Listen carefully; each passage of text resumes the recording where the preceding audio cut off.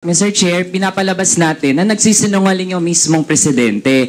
Mr. Chairman, Yes. I move that we delete the statement nagsisinungaling ang presidente. That's very unparliamentary. So move, Mr. I did not say that, Mr. Chair. And allow me to explain my objection. Again, kung babalikan natin yung Point record, of order, Mr. Chair. I have a pending motion. Wait.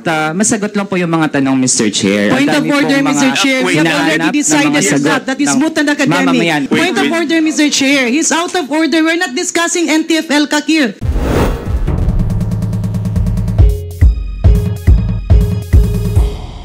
Mr. Chair, Yes, Vice Chair Ching Bernos. Mr. Chair, as part of the long-standing tradition and practice of the House of Representatives and Committee on Appropriations to extend parliamentary courtesy of the Office of the President I object, and Mr. recognition of Chair. his distinguished role and significance in government, I move that we terminate the budget hearing of the Office of the President. Is there a second I to the object, motion? Mr. Chair. Mr. Chair, Is let there me any explain the objection. I object, Mr. Chair. Yes. Objection.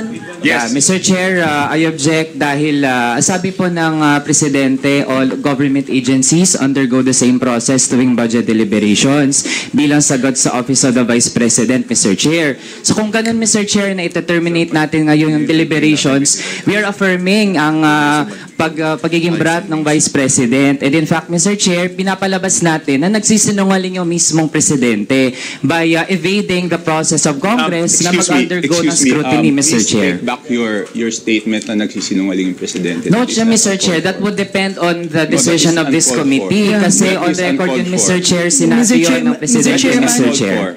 Mr. Chairman, Yes. I move that we delete the statement nagsisinungaling ang presidente. That's very unparliamentary. So move, Mr. I did not say that, Mr. Chair. I said Okay, that order would please, depend order. on the actions of this Order. committee, Mr. Chair. Yeah, but we have to delete that portion where you're insinuating that there will be pagsisinungaling if we follow tradition. No, because everything that is tackled in this committee and everything in the House is voted upon by the majority. So whatever the majority rules on does not mean that there is pagsisinungaling. It is just the will of the majority by which a democracy performs. Okay? So since you have an objection, we will now divide the House. All those. Mr. Chairman? Yes. Mr. Chairman? Yes. You're right.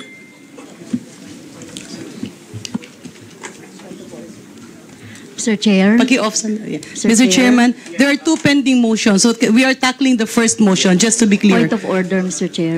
Yeah, one motion at a time. Thank you, Mr. Chair. The first motion is the motion of the Vice Chair, Congresswoman Ching Bernos, to extend the parliamentary courtesy and terminate the briefing of the budget of the Office of the President. All those in favor, please raise your hands. Please have a hand count.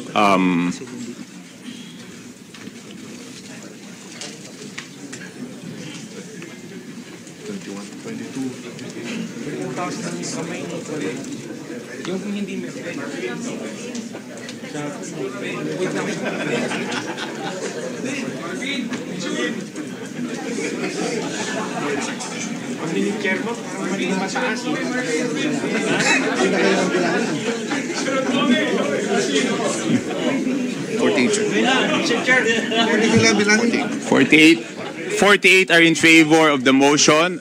How many are against the motion? 48 are against, and 48 are in favor, and 3 are against. The motion is carried. The budget of the Office of the President is hereby. Point of order, Mr. Chair. Yes, what is the point of order? Yes, Mr. Chair. Mr. Chair, Section 104, questions of privilege, Mr. Chair. Questions of privilege are urgent matters directly and indirectly and principally affecting the duties, conduct, rights, privileges, dignity, integrity, or reputation of the House of its members, individually or collectively, subject to 10-minute rule. Every member has the right to raise a question of personal or collective privilege, Mr. Chair. Gusto po naming makapagsalita, gusto po naming makapagtanong mula sa Makabayan Block dahil meron po kaming mga crucial na tanong kaugnay dito, like the foreign policy, like the Kibuloy issue, like the unprogrammed appropriations issues, Mr. Chair. So, Mr. Chair, pwede po bang mag-ruling kayo doon muna, Mr. Chair? Yes, the Chair will rule on the point of order. No? According to Section 105, the definition is correct. But this is not the proper venue to raise a question of privilege. The proper venue to raise a point of privilege is the plenary. So, Congressman Brosas, you can raise your question of privilege this afternoon at 3 p.m. at the plenary. Mr. That Chair. is the ruling of the chair. Mr. Chairman, I have a Mr. pending Chair, I'm motion. appealing. Point of order, Mr. Chair. I have a pending motion that should be ruled. Hold on. So the chair has ruled on the point of order. Yes, Mr. Chair. I am appealing, Mr. Chair, kasi sinasabi po natin na kailangan sa plenary. But Mr. Chair, ang rules naman natin ay for all, Mr. Chair. So we are appealing from the Makabayan Bloc na makapagsalita po at makapagtanong. Point Kasi of po- order, Mr. Chair. I have a pending motion. She has the floor. We will let her finish, then I will recognize Congressman Jarin. So we will let Congressman Brosas finish. Yes, Mr. Chair. I am appealing to the Chair, Mr. Chair, na baguhin naman na magkaroon ng mga questions dito sa Office of the President, Mr. Chair. Gusto pong malaman ng taong bayan yung mga tanong na ito. Gusto po namin makapagsalita dito, Mr. Chair. So, Mr. Chair, can you rule on this also, Mr. Chair? Okay, as previously ruled by the chair, the proper forum for the question of privilege is the plenary. So I would like to recommend to the Honorable Arlene Brosas that if there is a question of privilege, to raise it this afternoon at 3 p.m. Mr. Chair, So the that is the appeal... That is the ruling of the chair, and that is the ruling on the appeal. Mr. Chair, Anyway, the appeal is subject for voting, Mr. Chair. No. The Congressman Rosas, wait, there is a pending motion. Now that I have ruled on your point of order, I will go back first to the pending motion of Congresswoman Garin. Mr. Chair. Yeah, Mr. Chairman, allow me to reiterate. Congress- Okay, Mr. Chair. Sandali po. Kasi kayo, kanina, Mr. Chair, you have, you asked for the votes. Opo. Noong mga nag-approve, Opo. terminate the, Opo. and we object. Can you give us time to explain our vote why we object, Mr. Chair? Teka po, sandali lang po. I will recognize first Congressman Garin, and then we will get back to you. Yes, Congresswoman Garin. Thank you very much, Mr. Chair. Allow me to reiterate my prior motion that the statement of the Honorable Raul Manuel, specifically the terms pagsisinungaling, be deleted from the records. There is a motion. Is there I any object, second Mr. to the Chair, and allow me to explain my objection. Again, kung babalikan natin yung Point records, of order, Mr. Chair, Mr. Chair. I I have a claim. pending motion. Wait. Okay. Hold on po. So there is a pending motion. Is there any second to the motion? Is there any objection? Okay. Now we will divide the House. Secretary, please count. First, Mr. Chair, allow me to explain the objection Point before of we order, proceed to Mr. the Chair. vote, We Mr. need to Chair. divide the Even House. in plenary, We are not in the we count the plenary. votes first. Okay? Sige po. Please raise the hands of those in favor of the motion.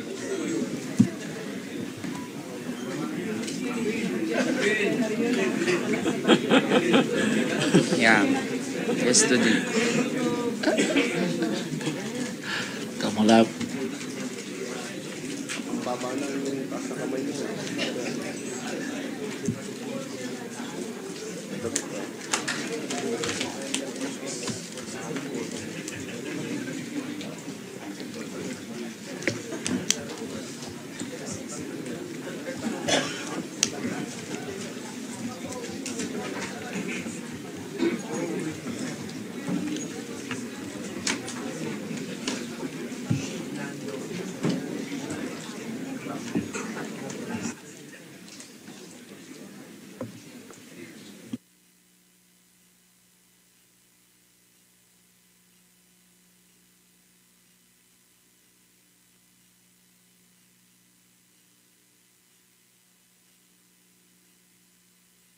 $51 are in favor of the motion, and please count those who are against.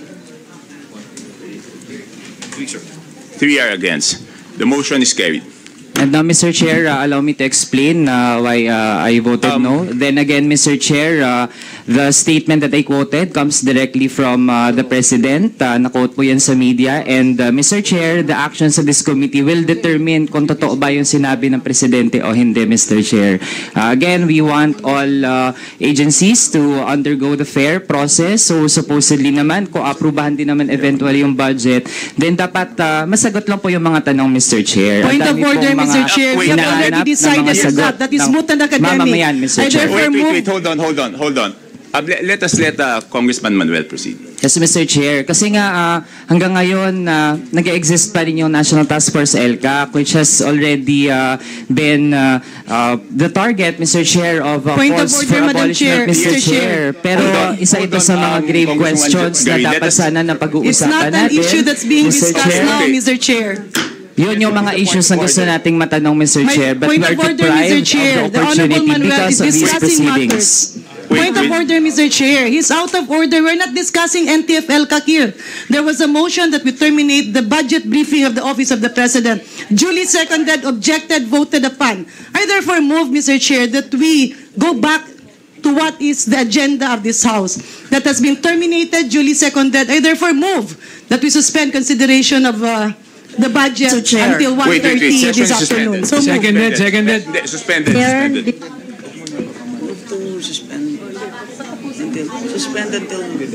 Suspend until 11. hindi kami mabigyan na... Sandali. Mr. Chair, so we object. Di ba sinabi ko kanina, meron akong motion that we object. Okay.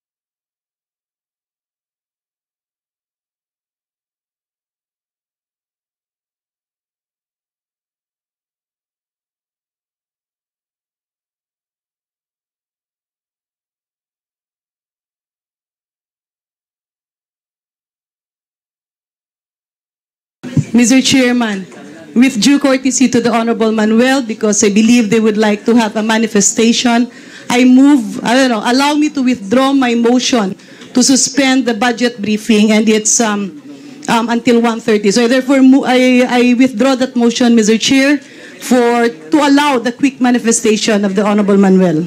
Yes, but before I allow the Honorable Manuel to make a quick manifestation, again, I will state that the statement of the Honorable Manuel, wherein he said something like the actions of the committee will reflect on the President, does not follow, because we're a co-equal branch of government, and the President cannot dictate on this committee or in each congressman the wills of each congressman. And whatever happened here today is the will of the majority. So I just want to clarify that. Yes, Honorable Manuel has 2 minutes to make a manifestation. Thank you, Mr. Chair. Mr. Chair, nandyan ang Office of the President to supposedly set the tone regarding the protection of the rights of people. And when we say rights, kasama po dyan yung economic rights ng taong bayan, commitments para taasan yung sahod ng ating mga manggagawa, and of course, civil and political rights. Mr. Chair, while the current administration seeks to distinguish itself na hindi na daw ira ng kadiliman sa ngayon, pero Mr. Chair, the actual experiences of the Filipino people say otherwise. At yun sana yung gusto nating matanong para masagot ng Office of the President. Why is it that from July 2022 to June 2024, Mr. Chair, ang dami pa ring violations, 42,000 victims ng forced evacuation, 105 victims ng extrajudicial killings, 75 victims ng frustrated EJK, 145 victims ng illegal arrest and detention, 63,000 victims ng indiscriminate firing, 44,000 victim ng bombings, and 3,400,000 victims of threat, harassment, and intimidation, Mr. Chair. Also, Mr. Chair, mas mabilis yung rate ngayon ng mga nagiging biktima ng enforced disappearances, yung mga desaparecidos under the current administration kaysa sa former administration, Mr. Chair. So if we did not grant parliamentary courtesy, supposedly, hindi masasandal ng ganito yung mga pinadala ng Office of the President, Mr. Chair. Kaya naman, once again, all of these, alam natin, coordinated po yan ng National Task Force LCAC, of which yung chair mismo ay ang presidente. At contrary sa sinasabing na-achieve na ng NTF-LCAC yung goals niya, Mr. Chair, nagdadag pa ng mga member agencies, namely CHED, DOST, tsaka Department of Migrant Workers, Mr. Chair. Kaya naman, hopefully, ito yung mga hinahanap ng taong bayan natin. Bakit ganito pa rin hanggang ngayon? Nasaan po ang pagbabago? At ito ang popondohan natin through the 2025 National Budget, Mr. Chair. Yun lang po. Salamat. Very much, Congressman Manuel. Congressman Brosas, will you make a manifestation? Yes, Mr. Chair. Mr. Chair, sabi ko nga kanina, we have crucial questions about the foreign policy, Mr. Chair. Very concerning po yung pagdikit ng gobyerno sa US sa kabila ng tumitinding girian sa West Philippine Sea. Yung pagdami ng EDCA bases, balikatan exercises, war-provoking missile systems sa Ilocos Norte, tapos yung Agreement for Cooperation in Peaceful Uses of Nuclear Energy o 123 Agreement. Parang ready sa gyera ang gobyerno o nanguupat. Mr. Chair, gusto rin naming matanong, will the government go after those who aided Kibuloy? Kasi kung matatandaan, sabi ni former President Duterte, alam daw niya kung nasaan si Kibuloy, pero secret lang daw. Si VP Sara Duterte, sabi niya, nasa langit daw. Obstruction of justice ito. Third, Mr. Chair, isinala nga natin ang Office of the Vice President dito, tapos ngayon nagbibigay ng courtesy sa Office of the President. Double standard dito. Nade-deprive ang mga mamamayang Pilipino na malaman paano ginastos ng Presidente, pinakamataas na opisyal sa Pilipinas, ang kanyang pondo. Nakakabahala ito dahil maraming tanong ang taong bayan. Isa na rito ang pagtaas ng unprogrammed appropriations. Noong 2023, nakita ang pagtaas ng i-allocate na pondo sa unprogrammed appropriations mula sa 2023 NEP na 588 billion, naging 807 billion sa 2023 GAA. At 332 billion dito ay napondohan. Sa 2024 NEP, bigla na lamang lumaki ang UA mula 2024 NEP na 281 billion, naging 731 billion sa 2024 GAA. 168 billion dito ay napopondohan na mula January to July 2024. The amount generated for the UA under Marcos Jr. in 2023 was equivalent to the total UA generated during the 5 years of former President Duterte. Dinagdag din ang GOCC excess funds bilang isa sa mga magpupuno ng UA. In-expand ang mode ng UA. Unang beses ito ginawa. Actually, wala ito sa 2024 NEP version. Dinagdag lamang sa Bicameral Conference Committee. Maharlika 2.0 ba ito? Sa 2024 UA provision, sinasabi na may top priority na paglalaanan ng unprogrammed funds. Pero nakalagay din sa UA provision na pwedeng i-modify ang order ng priority. Ibig sabihin, pwedeng unahin, pondohan nang makokolekta sa UA ang infrastruktura, depende kung anong sabihin ng Presidente. Imbes na nasa regular item, dapat personal benefits at ang budget para sa public health emergency benefits and allowances para sa healthcare at non-healthcare workers, nilagay ito sa UA. Kung ganon, nasa diskresyon ng Presidente kung saan ilalagay ang pondo sa ilalim ng UA. Pwedeng manipulahin ang program at unprogrammed funds para magkaroon ng dagdag na source. Pork or presidential pork po ito. I've said this before, and I will say this again. This is about transparency and accountability. The Office of the President or every other agency is not exempted. Thank you, Mr. Chair. Yes, thank you very much for the manifestation, Congressman Brosas. Next would be Congresswoman Castro. Would you make a manifestation? Yes, thank you, Mr. Chair. So, nag-o-object tayo sa naging proseso, no? So, ginawa natin sa lahat ng agency na nag-interpellate tayo, kahit na sa Office of the Vice President noong August 27 na ipinakita natin yung ating, no, yung ating mandato na dapat scrutinize, busisiin ang budget ng lahat ng ahensya. Walang exemption kahit na Office of the President pa yan. Isa dapat sa mga itatanong natin, Mr. Chair, ay yung papalobong intelligence funds and confidential funds. So mapapansin natin, Mr. Chair, sa 10 billion na budget ng Office of the President, halos kalahati dito ay nasa CF at saka intelligence fund. So 4.56 billion. Okay, nagsimula ito, no, Mr. Chair, para sa history, nagsimula ito ng 2013, yung pagbibigay ng 2012, yung pagbibigay ng CF tsaka IF. Pero nung panahon ni Duterte, President Duterte, lumaki ito. Naging nung 2017, 1.225 yung CF, at saka 1.25 din yung confidential funds. Hanggang noong 2020, 2.25 yung IF at saka noong 2020 po ay 2.25 din yung CF. Ngayon, pinagpapatuloy po ng Administrasyong Marcos itong paglalaan ng confidential funds. Ginaya po, no? Napakalaki doon sa panahon ni President Duterte. So, hindi po ito dapat dahil hindi naman po ito yung yung trabaho, mandato ng ating presidente or Office of the President.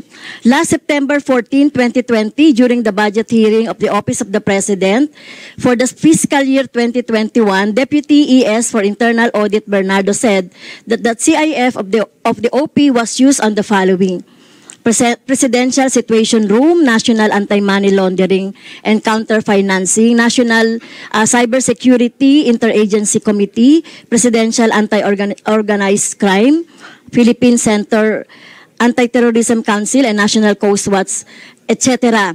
So kung titignan naman po natin, no, ito naman, wala naman po ditong national security na involved. Nasasabihin lang yung mga activities, programs na pinanggamitan noong CIF.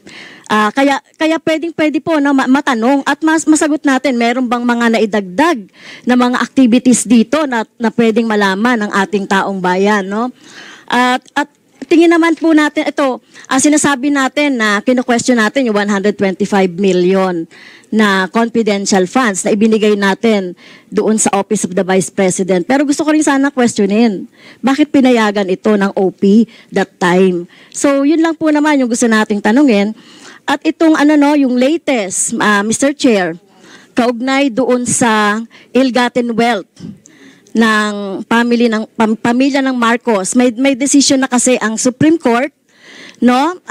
At natalo ang pamilyang Marcos dito sa bid sa Poway Complex. Ano nang gagawin ng ating pangulo? This is a Supreme Court decision.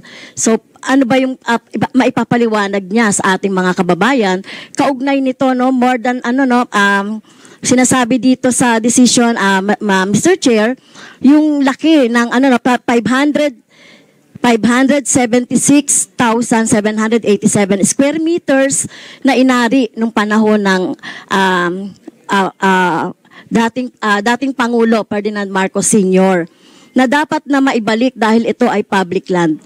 Kaya na po yung magiging decision ng ating Pangulo kaugnay nito.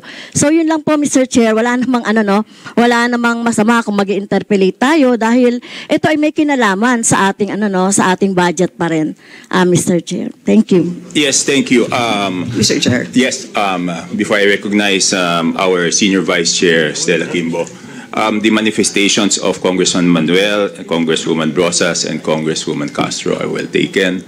We thank you very much for your manifestations in order for the Office of the President to prepare the reply so that we can explain it fully during the plenary sessions. Thank you very much, po. Yes, Senior Vice Chair Stella. Yes, Mr. Chair. Maikling manifestation lang po. Paglilinaw lang po sa ating mga kababayan na maaaring nanonood ngayon. Ngayong maga po, wala pa pong approval na nangyayari po sa budget ng ating OP. Lang po ang ating OP sa ating budget at tayo naman po ay nakikinig lamang. And meron pa pong isa pang pagkakataon, yung pong plenary debates na mag-uumpisa pa po sa September 16.